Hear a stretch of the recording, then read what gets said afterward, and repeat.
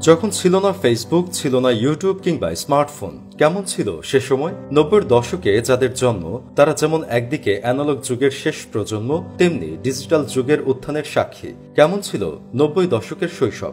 1 টাকাকে 4 ভাগের 1 ভাগ করলে হতো 25 পয়সা, যাকে আমরা বলতাম 4 আনা। এই 4 আনায় পাওয়া যেত নাবিস্কো লজেন্স। রং বেরঙের কাগজে মোড়ানো এই লজেন্সে যেন ছিল সেই যুগের শিশুদের আনন্দের উৎসব। শুধু লজেন্স নয়, পাওয়া যেত কালার গাম নামের লম্বা এক ধরনের চুইংগাম। বেশ কিছুক্ষণ চাবালেই ম্যাজিকের মতো সাদা চুইংগাম হয়ে যেত গোলাপি। এছাড়াও ভাঙা প্লাস্টিক বোতল বা লোহা লক্কর দিয়ে পাওয়া যেত হাওয়াই মিঠাই বা কটকটি। চকলেটের পরে ছিল খেলনা। তখন খেলার জন্য আধুনিক বা দামি কোনো খেলনা ছিল না। বৈশাখী মেলা কিংবা ঈদে ছেলেদের প্রথম পছন্দ ছিল টিনের পিস্তল, আর মেয়েদের মাটির হাড়ি পাতিল। আর কারো কাছে যদি ইয়ো থাকতো তাহলে তো কথাই নেই। প্লাস্টিক টয়ের উপর পাখা লাগাবে এক রকমের হেলিকপ্টার পাওয়া যেত। হাতে ঘষা দিলেই উঠতো সেই হেলিকপ্টার। পাবজি, ফ্রুট নিনজা সে সময় আমাদের কাছে ভিডিও গেম বানিয়েছিল বৃক্ষ গেম। বিভিন্ন আকার আর রঙের হতো এসব গেম। তবে পকেটে কিছু টাকা থাকলে তার বাবা মাকে ফাঁকি দিতে পারলেই চলে যেতাম ভিডিও গেমের দোকানে। মোস্তফা, 597 বা মারি 1 টাকার কয়েনেই বাজিমা। তখন ছিল না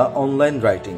1 কয়েনে মুস্তফার ডাবল ড্রাগন বস মারতে পারলেই এলাকায় হইচই শুরু হয়ে যেত। তখন বাড়ির পাশে ছিল না খেলার জায়গার অভাব, আর বিকেল হলেই শুরু হতো হই হুল্লোড় করে খেলা। কানামাছি, লুকোচুরি, ছোঁয়াছুঁই কিংবা ফুল টোকা।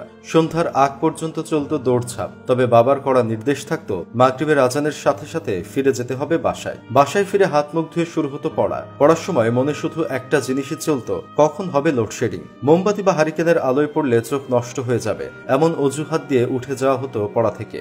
বিদ্যুৎ আসতে আসতে পড়ার সময়ও শেষ এবং পড়াও শেষ। 90-এর দশকে টিভিতে দেখা যেত মাত্র একটি চ্যানেল, ভিটিভি, আর তাতেই যেন ছিল রাজ্যের বিনোদন। বাংলায় অনুবাদ করে দেখানো হতো সিন্দাবাদ, রবিনহুড বা ম্যাগাইভার। এছাড়াও ছিল মিনা কার্টুন। আর শুক্রবার আসলেই সারাদিন অপেক্ষায় থাকতো আলিফ লায়লা। সে সময় বাংলাদেশের মানুষের সাথে পরিচয় হয় বিখ্যাত বাকের ভাই। সে সময়গুলোর কথা মনে হলে এখন শুধুই আসে দীর্ঘশ্বাস। কেউ হয়তো অতীতে ফিরে যেতে চাইবে, কেউ আবার সেই সময়ের কথা স্মরণ করে নিজ মনেই হেসে উঠবে। তবে 90 দশকের জন্ম নেওয়া শিশুরাই হয়তো প্রকৃত অর্থে উপভোগ করেছে নিজেদের শৈশব।